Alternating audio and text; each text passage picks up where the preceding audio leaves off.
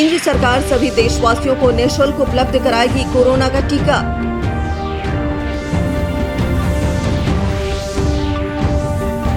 प्रदेश में लॉकडाउन खत्म, शाम 7 बजे से सुबह 5 बजे तक जारी रहेगा रात्रि कर्फ्यू। सरकारी स्कूलों में तैनात शिक्षक करा सकते हैं ऐच्छिक तबादला।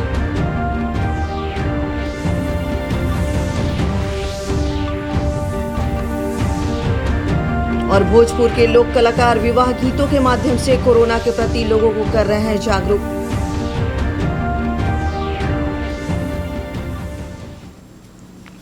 नमस्कार, मैं स्वस्तिका और अब समाचार विस्तार से। केंद्र सरकार सभी देशवासियों को मुफ्त में कोरोना वैक्सीन उपलब्ध कराएगी। प्रधानमंत्री नरेंद्र मोदी कल राष्ट्र के नाम अपने संबोधन में इसकी घोषणा करते हुए कहा कि 21 जून से केंद्र सरकार राज्यों को मुफ्त वैक्सीन मुहैया कराएगी। उन्होंने कहा कि अब 18 वर्ष की आयु के लोग भी मुफ्त वैक्सीन के कार्यक्रम से जुड़ जाएंगे। जून को ही अंतर्राष्ट्रीय योग दिवस भी है। 21 जून सोमवार से देश के हर राज्य में 18 वर्ष से ऊपर की उम्र के सभी नागरिकों के लिए भारत सरकार राज्यों को मुफ्त वैक्सीन मुहैया कराएगी। वैक्सीन निर्माताओं से कुल वैक्सीन उत्पादन का 75% हिस्सा भारत सरकार खुद ही खरीदकर राज्य सरकारों को मुफ्त देगी। श्री मोदी ने कहा कि प्रधानमंत्री गरीब कल्याण योजना को दीपावली तक बढ़ा दिया गया है। इसके तहत देश के 80 करोड़ गरीबों को केंद्र सरकार मुफ्त राशन देगी। दूसरी वेव के कारण मई और जून के लिए भी इस योजना का विस्तार किया गया था। आज सरकार ने फैसला लिया है कि प्रधानमंत्री गरीब कल्याण अन्न योजना को अब दीपावली तक आगे बढ़ाया जाएगा। महामारी के इस समय में सरकार गरीब की हर जरूरत के साथ उसका साथी बनकर खड़ी है। प्रधानमंत्री गरीब कल्याण योजना को दीपावली तक बढ़ाए जाने का नवादा के राशन कार्डधारियों ने स्वागत किया है। ग्राम घोस्तामा प्रधानमंत्री ने 2 महीना के गल्ला फ्री कर दिए हैं। अब दीपावली तक ले फ्री कर दिए हैं। इसलिए प्रधानमंत्री को हम लोगों को लाभ है, इसलिए प्रधानमंत्री के धन्यवाद। घोस्तामा ग्राम सत्येंद्र से प्रधानमंत्री से जो कुछ मिल रहा है, किसान भाई को गरीबों को सहायता मिल रहा है, उनका धन्यवाद हम लोग गरीब लोग देते हैं। और दीपावली तक सुने हैं कि गल्ला का उपार्जन बढ़ाए हैं प्रधानमंत्री जी, हम लोग को बहुत धन्यवाद करते हैं। मेरा घर घोस्तामा है। मेरा नाम अभिमन्यु कुमार है। ये लॉकडाउन में बहुत दिक्कत आदमी को हो रहा है, लेकिन मोदी जी बहुत बढ़िया ही किए हैं। जो गल्ला वाला अभी नवंबर 2021 नवंबर तक कर दिए है फ्री सेवा, इसलिए मैं मोदी जी को बहुत धन्यवाद चाहता हूँ। जय हिंद। और अब बात करते हैं लॉकडाउन की। तो प्रदेश में लॉकडाउन को खत्म करते हुए शाम 7 बजे से सुबह 5 बजे तक का रात्रि कर्फ्यू जारी रहेगा। आपदा प्रबंधन की बैठक के बाद मुख्यमंत्री नीतीश कुमार ने ट्वीट कर ये जानकारी देते हुए बताया कि इस दौरान शैक्षणिक संस्थान बंद रहेंगे। किसी तरह की परीक्षाएं नहीं ली जा सकेंगी, लेकिन ऑनलाइन शिक्षण कार्य जारी रहेंगे। सभी दुकानें दिन के अंतराल पर सुबह 6 बजे से 5 बजे शाम तक खोली जाएंगी। 50% उपस्थिति के साथ सरकारी और निजी कार्यालय खोले जा सकेंगे। खबरों में आगे बढ़ते हैं। बाढ़ राहत और बचाव कार्यों में लगाए जाने वाले लोगों का 100% टीकाकरण होगा। मुख्यमंत्री नीतीश कुमार ने प्रदेश में संभावित बाढ़ और सुखाड़ की पूर्व तैयारियों की समीक्षा बैठक के दौरान ये घोषणा की। उन्होंने अधिकारियों को निर्देश दिया कि वे बाढ़ के दौरान प्रभावित लोगों को बाढ़ राहत शिविर में आने के बाद उनकी कोरोना जांच अवश्य कराएं। मुख्यमंत्री ने कहा कि कोई संक्रमित पाए जाते हैं तो उन्हें राहत शिविरों में आइसोलेट कर उनके इलाज की समुचित व्यवस्था रखें। अभी कोरोना की विशेष परिस्थिति है, इसको ध्यान में रखते हुए संभावित बाढ़ की पूरी तैयारी रखनी है। बैठक में सभी जिलाधिकारी मौजूद थे। राज्य सरकार टीकाकरण में तेजी लाने के लिए कई महत्वपूर्ण कदम उठा रही है। जिलों में टीकाकरण के लिए टीका रथ निकाला गया है। रथ के माध्यम से ग्रामीण इलाकों में तेजी से टीकाकरण अभियान चलाया जा रहा है। इसी कड़ी में राजधानी पटना के होटल पाटलिपुत्र और कंकड़बाग स्थित पाटलिपुत्र स्पोर्ट्स कॉम्प्लेक्स में आज शाम 4 बजे से 24 घंटे टीकाकरण का अभियान चलाया जाएगा। इन दोनों टीकाकरण केंद्रों से 24 घंटे टीकाकरण के लिए अलग अलग काउंटर बनाए गए हैं। इन केंद्रों पर रात में भी लोग जाकर टीका ले सकते हैं। इन टीका केंद्रों पर ऑन स्पॉट रजिस्ट्रेशन और टीकाकरण की सुविधा है। यहां 18 से 44 वर्ष के लोगों के लिए विशेष ध्यान रखा गया है। इन दोनों केंद्रों को आकर्षक ढंग से सजाया गया है। इस बुलेटिन का सीधा प्रसारण आप हमारे YouTube channel DD news Bihar पर देख सकते हैं। इसके अलावा ट्विटर और फेसबुक पेज पर भी ताज़ा तरीन समाचार और सूचनाएं उपलब्ध हैं। हमारे YouTube चैनल तक पहुंचने के लिए अपने मोबाइल से स्क्रीन पर दिखाया जा रहा QR कोड को स्कैन करें और डीडी बिहार से प्रसारित होने वाले समाचार देखें। खबरों में आगे बढ़ते हैं। प्रदेश के सरकारी स्कूलों में तैनात लगभग 4.25 लाख शिक्षकों के ऐच्छिक तबादले का रास्ता साफ हो गया है। शिक्षा विभाग ने महिला और दिव्यांग शिक्षकों समेत सभी शिक्षकों के तबादले से संबंधित विस्तृत दिशा निर्देश जारी किया है। दिशा निर्देश के अनुसार ऐच्छिक तबादले की एक बार मिलने वाली सुविधा का लाभ वही शिक्षक और शिक्षिका ले पाएंगे जिनके प्रमाण पत्र निगरानी ब्यूरो या विभाग की जांच में सही पाए गए हैं। भोजपुरी लोकगीतों की समृद्ध परंपरा में अब कोविड जागरूकता भी जुड़ गई है। हम आपको लिए चलते हैं भोजपुर, जहां के लोक कलाकार विभिन्न संस्कार गीतों में कोरोना जागरूकता पिरोकर लोगों को जागरूक करने का प्रयास कर रहे हैं। बचाने की चुनौती बहुत बड़ी है। पिछले साल जब अचानक लॉकडाउन लगाना पड़ा तो लोगों का पूरा जीवन ही अस्त व्यस्त हो गया। ऐसे में शादी विवाह जैसे संस्कारों पर भी असर पड़ा। सरकार ने कुछ सावधानियों के साथ इन संस्कारों को करने की जब छूट प्रदान की तो लोग न सिर्फ कोरोना के प्रति सचेत हुए बल्कि विवाह संस्कारों और गीतों में कोरोना का विषय भी शामिल हो गया। शादियों के दौरान कोरोना अनुरूप व्यवहार कैसे करें, यह इस गीत में बखूबी समझाया गया है।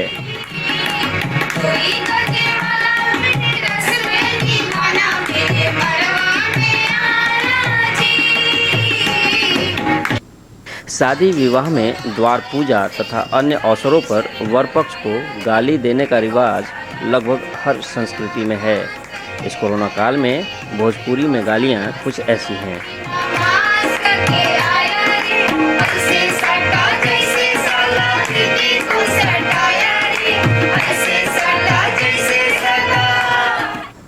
भोजपुरी फिल्मों के चर्चित संगीतकार सतीश मुन्ना ने भोजपुरी समाज में उत्पन्न हुई इस संवेदनशीलता को संस्कार गीतों में बड़े ही संवेदनशील तरीके से पिरोया है।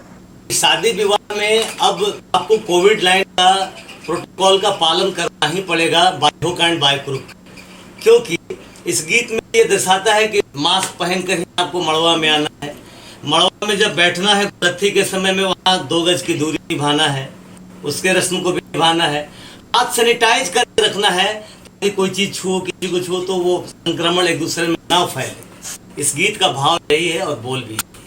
कोई बात अगर गीतों के माध्यम से कही जाए तो लोग उसे सुनते भी हैं और गुनगुनाते भी हैं और फिर गुन भी लेते हैं। संदेश सफल वही होता है जो श्रोता की अपनी भाषा में उसके परिवेश के अनुकूल होता है। इन भोजपुरी संस्कार गीतों का स्थानीय लोगों पर व्यापक असर होगा, इसकी उम्मीद की जा सकती है। आरा भोजपुर से मुकेश कुमार सिन्हा, दूरदर्शन समाचार। बिहार में कृषि आधारित उद्योगों में निवेश आमंत्रित करने में प्रदेश को उल्लेखनीय सफलता मिली है। प्रदेश के उद्योग मंत्री सैयद शाहनवाज हुसैन ने पत्र सूचना कार्यालय द्वारा आयोजित एक वेबिनार को संबोधित करते हुए कहा कि प्रदेश में एथेनॉल उत्पादन के लिए लगभग 6,200 करोड़ रुपए के प्रस्ताव प्राप्त हुए हैं। उन्होंने कहा कि लगभग 4,600 करोड़ रुपए के निवेश के प्रस्ताव अकेले खाद्य प्रसंस्करण उद्योग में आए हैं। उन्होंने बताया कि मुजफ्फरपुर के मोतीपुर में 126 एकड़ क्षेत्र में फूड पार्क स्थापित किया जा रहा है। कि अब तो कुछ लोगों को कहना पड़ रहा है कि अगर आप लगा सकते हैं तभी लगाइए। और मैंने 2 दिन कबल बता दिया था 6,199 करोड़ के प्रस्ताव इसमें नीतीश जी के इस कार्यकाल में अभी तक हमारे पास उपलब्ध हो गए। फ्रूट्स एंड वेजिटेबल में 582 करोड़ के प्रस्ताव आ गए, 13%।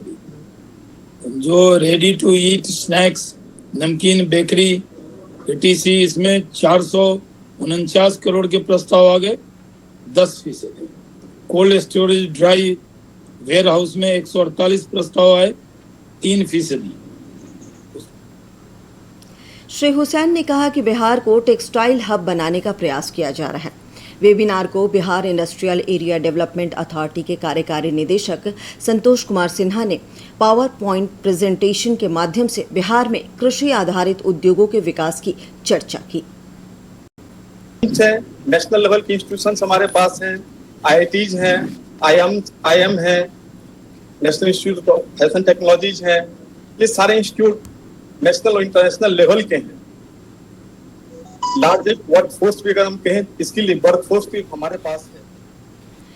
बिहार इंडस्ट्रीज एसोसिएशन के अध्यक्ष रामलाल खेतान ने सरकार से आग्रह किया कि वह भूमि और अन्य आधारभूत ढांचे से संबंधित समस्याओं को दूर करें, जिससे प्रदेश में औद्योगिकीकरण का माहौल बन सके। नीति उदार नीति हो, हमारे सोच में बदलाव होना चाहिए। हमको सोचना चाहिए कि इतनी फैसिलिटी हम दे रहे हैं, फिर भी हमारे आशा के अनुरूप जो यहाँ इस क्षेत्र में लगना चाहिए था। वेबिनार की अध्यक्षता सूचना और प्रसारण मंत्रालय के अपर महानिदेशक SK मालवीय ने की, जबकि समापन संबोधन PIB के निदेशक दिनेश कुमार ने किया। संचालन PIB के सहायक निदेशक संजय कुमार ने किया। और अब 3 मिनट में 10 खबरें।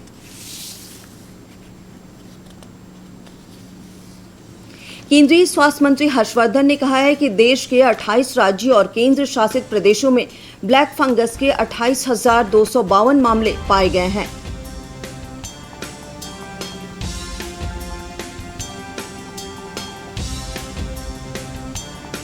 स्वास्थ्य मंत्रालय ने कहा है कि मामूली रूप से कोरोना संक्रमित मरीजों को बुखार या जुकाम के अलावा किसी तरह की विशेष दवा नहीं दी जाएगी।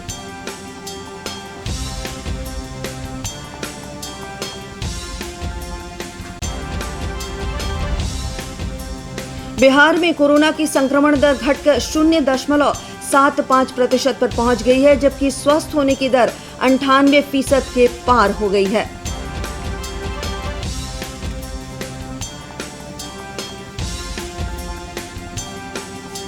पटना के राजकीय आयुर्वेदिक कॉलेज अस्पताल में 14 जून को बच्चों को स्वर्ण प्राशन की खुराक दी जाएगी।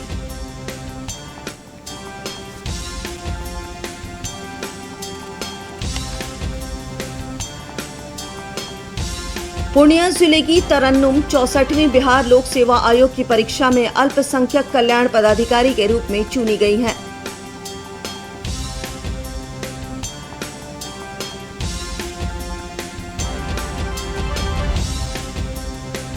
संविदा पर बहाल 561 आयुष कर्मियों को सेवा मुक्त किए जाने के विरोध में कर्मचारियों ने पटना में विरोध प्रदर्शन किया।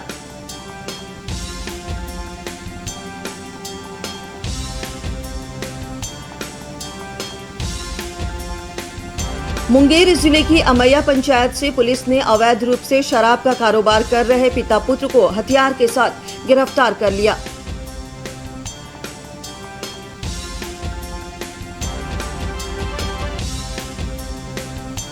गोपालगंज में 27 वर्षीय एक युवक की अपहरण कर हत्या कर दी गई। पुलिस मामले की छानबीन कर रही है।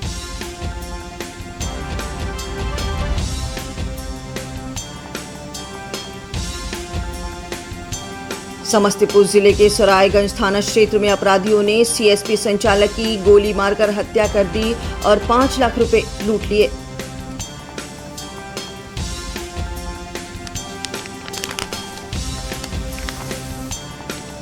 बारह जून से प्रदेश के अधिकतर हिस्सों में तेज हवा के साथ झमाझम बारिश होने की संभावना।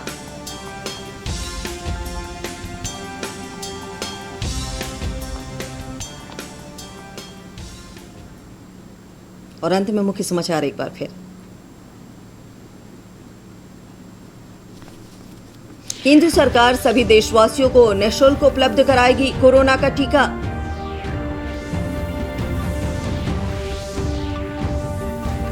प्रदेश में लॉकडाउन खत्म, शाम 7 बजे से सुबह 5 बजे तक जारी रहेगा रात्रि कर्फ्यू।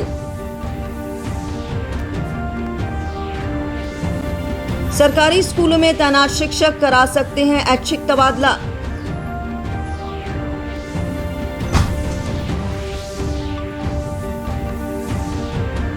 और भोजपुर के लोक कलाकार विवाह गीतों के माध्यम से कोरोना के प्रति लोगों को कर रहे हैं जागरूक।